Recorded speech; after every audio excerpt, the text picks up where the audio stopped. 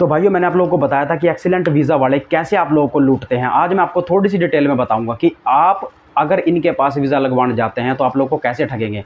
तो वीडियो को लाइक कर देना और चैनल को जरूर सब्सक्राइब कर लेना। इसी प्रकार के आप लोगों के साथ धोखाधड़ी होने से बचने के लिए मैं वीडियोस अपने चैनल के ऊपर बनाता रहता हूं, ताकि किसी भी गरीब भाई का कोई पैसा ना जाए, और जाए तो बिल्कुल जेन्युइन जगह पे जाए जहाँ पे उस भाई का काम भी हो। देखिए, पैसा आप वहाँ दीजिए जहाँ आपका काम एक नंबर में और अच्छे तरीके से बनता हो। तो आप लोग इन फ्रॉड एजेंटों के चक्कर में पड़ना बंद कर दो भाई साहब।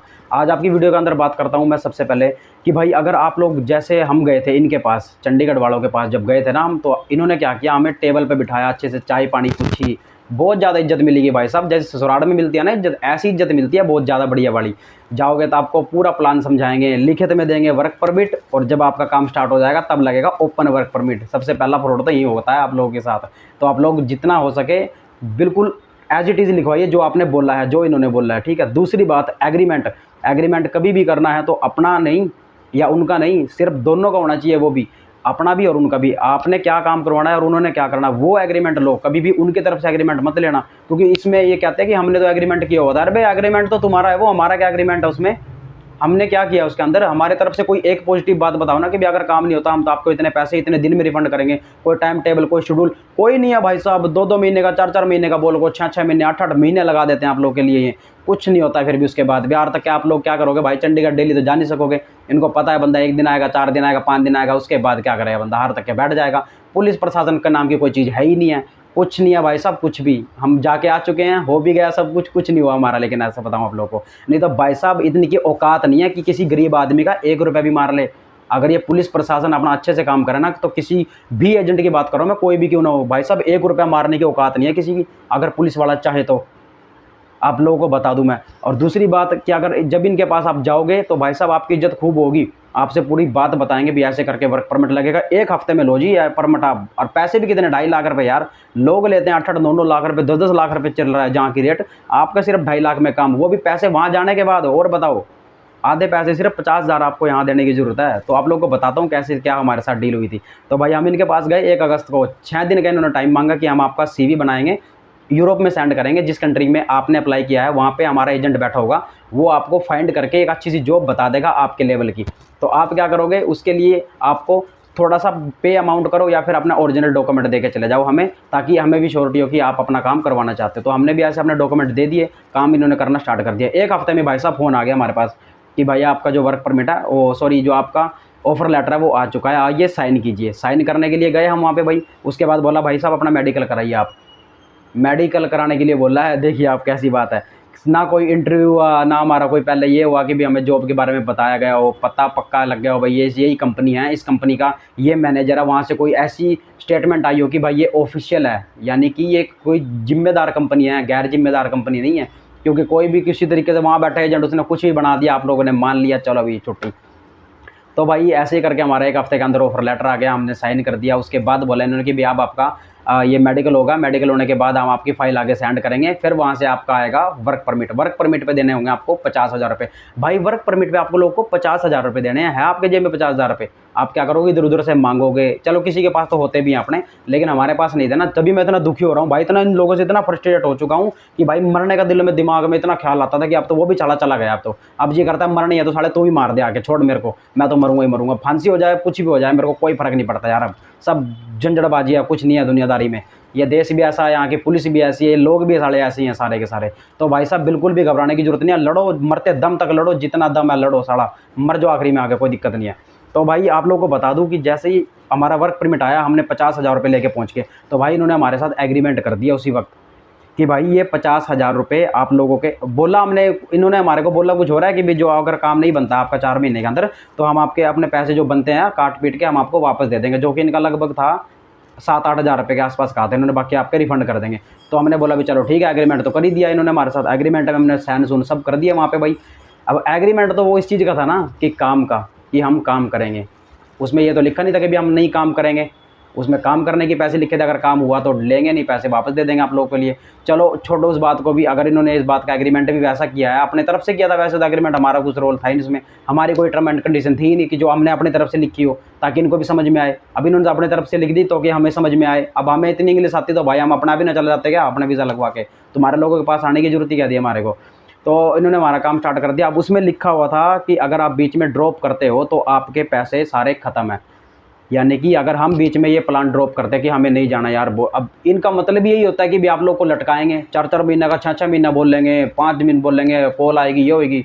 तो इन्होंने सारा कुछ बोल दिया। अब हमने पैसे दे ही दिए भाई, क्यों, हमने तो काम करवाना भाई। कोई भी बंदा हो मेरी जगह, कोई भी जाए वहाँ पे इनके पास, काम करवाने के लिए जाता है ना। कोई ऐसे घर बैठा हो तो जाएगा नहीं, वहाँ पे भी फ्री में बैठ के बात करके आऊँगा मैं।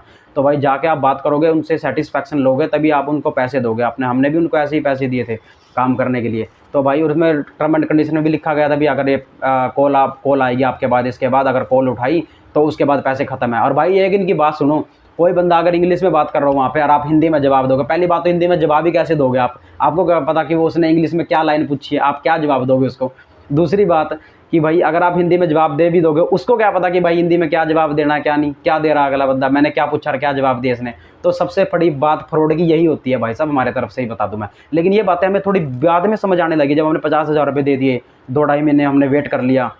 अब हमारा वर्क परमिट आने वाला था वहाँ से, मतलब वर्क परमिट जो था हमारा आने वाला था। उससे पहले हमारी बीच में 1-2 बंदे से बात हुई वहाँ पे, जो क्रोएशिया में बैठा हुआ था। उसने भाई ने बोला कि ऐसा तो कोई सीन ही नहीं होता है यहाँ पे, जो इन्होंने बोला है हमारे को। तो हम समझ गए भाई साहब, अब गई जो किश्ती थी वो पानी में डूब चुकी है। अब तो भाई तैर के ही बाहर निकलना पड़ेगा, नहीं तो मर जाओ। अब वही काम मेरे साथ हो रहा है। अब मैं बाहर निकलने के लिए, यानी कि इनसे पैसे लेने के लिए बहुत ज़्यादा मकसद कर रहा हूँ, लेकिन इन्होंने कोई भी नहीं मानी। ये खुद चाहते हैं कि हमारा नाश हो, ये खुद चाह रहे हैं भाई साहब। और मेरी कितनी वीडियो मैंने बनाई थी ना, इन्होंने बहुत सारी कोशिश करी मेरे पास। मैं आप लोगों को बताऊंगा, अगली वीडियो में दिखाऊंगा। इन्होंने मेरे पास भाई साहब जब कोर्ट से ऑर्डर भेज दिए, डिफेमेशन का केस कर दिया। किस चीज़ का डिफेमेशन का केस करोगे भाई? इस दुनिया में अगर कोई इंसान गलत करता है अपना ऑफिस खोल के, तो उस ऑफिस के बारे में बताऊंगा। किसकी जिम्मेदारी है? मेरी है ना। मैंने पैसे दिए आप लोगों को, आप लोगों का फीडबैक नहीं दूंगा मैं, क्या आपने क्या काम किया उस पैसे का, क्या इस्तेमाल किया उस पैसे का। तो भाई वही मैं आप लोग को बता रहा हूँ कि भाई इनसे कोई भी काम ना करवाए। ये आप लोग को इस तरीके से झांसे में देंगे कि आपके पहले एग्रीमेंट में लिखेंगे कि 5,000 रुपये खत्म कर देंगे अगर आपने कैंसिल किया। उसके बाद आपसे 50,000 रुपये ले लेंगे, फिर बोलेंगे कॉल आएगी, उस कॉल के ऊपर डिपेंड है। और भाई कॉल कहाँ से आई है, कैसे आई है, कुछ पता सता नहीं। क्रोएशिया में कौन से लेबर डिपार्टमेंट से कॉल आई है, मैं कुछ लेना देना नहीं, उसमें कोई वर्ड नहीं समझ में आया। हम तो छोड़ो, हमारे साथ 2 बंदे और थे जो मेरे नॉन थे, थोड़े जानकार थे, यार दोस्त थे वो, उनकी तो कॉल ही नहीं आई भाई साहब। ये देखो, जब क्योंकि हमने उनको पहले ही बता दिया कि हमारी तो कॉल आ चुकी है, उस कॉल में कोई जवाब नहीं, कोई सवाल नहीं, कुछ नहीं था ढंग से। और तो भाई इन्होंने फ्रॉड कर दिया हमारे साथ। अब आपके पास कॉल ऐसी ही आएगी, आप लोग सावधान रहना। अब वो भी भाई साहब 50,000 रुपये दे के रखे हुए थे पहले ही। अब क्या करेंगे भाई साहब आप लोग? कुछ भी नहीं, उनकी तो कॉल ही नहीं आई उसके बाद। क्यों? वो जागरूक हो गए, उनको पता लग गया। हमारी वीडियो का मकसद यही होता है बनाना, कि भाई कोई भी बंदा हो वो जागरूक हो जाए इस चीज़ को देख के, कि भाई काम ऐसे नहीं होते हैं जैसे हमारे साथ हो रहे हैं। ऐसे काम कभी नहीं होते हैं। आप लोग को काम करवाना है तो जेन्युइन तरीके से काम कराइए। इस दुनिया में बहुत सारे बंदे ऐसे हैं जो जेन्युइन तरीके से काम करते हैं। इंसान 2 ही होते हैं, एक अच्छा करने वाला, एक बुरा करने वाला। तो ये बुरा करने वाले हैं, आप लोग इनके पास मत जाओ। अच्छे करने वाले ही बहुत इंसान है। आप लोग को लाखों वीडियो मिल जाएंगी यूट्यूब के ऊपर, इंस्टाग्राम के ऊपर, कि भाई हम आप लोग को जेन्युइन तरीके से इतने पैसे में इतने टाइम में काम कर देंगे। इनकी कोई भी भाई रिस्पॉन्सिबिलिटी नहीं है। इनका मतलब है कि अगला मर जो उसको। अगर आप लोगों को बता दूं, अगर इन्होंने पैसे खा लिए ना, तो भाई आप लोग को धमकाएंगे, डराएंगे, लड़ाई झगड़ा करवाएंगे, पता नहीं क्या क्या करवा देंगे ये भाई साहब। क्योंकि इनके पास धुरंधर बहुत बड़े बड़े तौर पर 2-2 तो भाई आईफोन लगते हैं, गले में चेन डाल के रखते हैं। किन के पैसे से भाई? हमारे पैसे से हैं। क्योंकि हम अपने बाप के दम पे नहीं उठ रहे, हम अपने आदम पे उठ रहे हैं। हमारे गले में तो कोई चैन नहीं है, कोई हाथों में कड़े नहीं है, कुछ नहीं है हमारे पास। तो क्यों? हम अपने कमाई कर रहे हैं भाई साहब। 12,000 रुपये की जॉब में करना, घर चलाना बहुत मुश्किल बात है। ये लोगों के पास गले में चैन, गड़े 2-2 आईफोन, भाई साहब कहाँ से आ रहे हैं सारे? आप लोगों की वजह से आ रहे हैं। तो आप लोगों को जितना ही दरख्वास्त करूँ कि भाई इनसे बचें, इनसे संभलें बिल्कुल, और इनके खिलाफ मैं वीडियो बनाता रहूँगा। अब आगे आप लोगों को कंटिन्यूस वीडियो देखने को मिलेगी हर संडे। और भाई साहब अब लास्ट आप लोगों को बता देता हूँ कि इनके साथ मैंने फाइनल फिर भी वहाँ क्राइम ब्रांच से आने के बाद भी इनसे बात की है मैंने, कि भाई आप लोग के पास 1 तारीख का टाइम है। ये मैं सोचना कि ब्लैकमेल कर रहा हूँ मैं आप लोगों के लिए। ये आप लोग को पहले इस तरह कर रहा हूँ कि भाई साहब अब भी वक्त है आप लोगों के पास, समझ जाइए प्लीज़। आप लोग जितना मर्जी लूटिए दूसरों को, मेरे को कोई मतलब नहीं है, कोई फ़र्क नहीं पड़ता है। लेकिन मेरे पैसे आप मेरे को दे दीजिए। ये मेरा लास्ट का ओपिनियन था बस, जब तक मेरे दिमाग में मरने के थॉट नहीं थे। लेकिन अब जब मरने का थॉट आ ही गया, अब थोड़ा टेंशन ही खत्म हो चुकी है। अब भाई मैं किसी के भी नहीं पैसे मरने दूंगा। मत दो मेरा 1 रुपया, मुझे पैसे चाहिए भी नहीं अब देखना। अब पैसे अगर होंगे तो भाई तुम दोगे खुद ही। अगर आप लोग के काम पे इफेक्ट पड़ता है, इफेक्ट भी क्यों ना पड़े, जब काम ही गलत करोगे तो इफेक्ट पड़ेगा ही काम के ऊपर। तो भाई आप लोगों से इतने दरखास्त, वीडियो को शेयर करना जितना हो सके सभी भाइयों के पास जो अपना बाहर का काम करवा रहे हैं। एक जेन्युइन तरीके से बढ़िया एजेंट से काम कराएं। किसी को भी 1 रुपया पहले ना दे, सारे पैसे वीज़ा लगने के बाद और वहाँ पहुँचने के बाद। वीज़ा तो भाई साहब इन्होंने भी हमारा 15 दिन के अंदर लगा के दे दिया था, अभी वीज़ा लग गया तुम्हारा। अबे साले हम पता कहाँ से करेंगे उस वीज़े के बारे में? कौन सी एम्बेसी में जाएँ, कहाँ को किसके बारे में पता करें? हमारे पास तो 500 रुपये हम तो ले लेके तो तुम्हारे पास किराए आते थे। हम कहाँ दिल्ली चंडीगढ़ धक्के खाते फिरेंगे बार बार भाई साहब। तो मैं बहुत ज़्यादा थक चुका हूँ इन चीज़ों से। आप भी आप लोग संभल जाइए, आप लोगों से इतनी विनती करूँगा। मिलूंगा नेक्स्ट पार्ट में, तब तक के लिए जय हिंद। अपना सपोर्ट और अपना प्यार ऐसे बना रखना। वीडियो को जितना हो सके शेयर करें। बहुत बहुत धन्यवाद दोस्तों।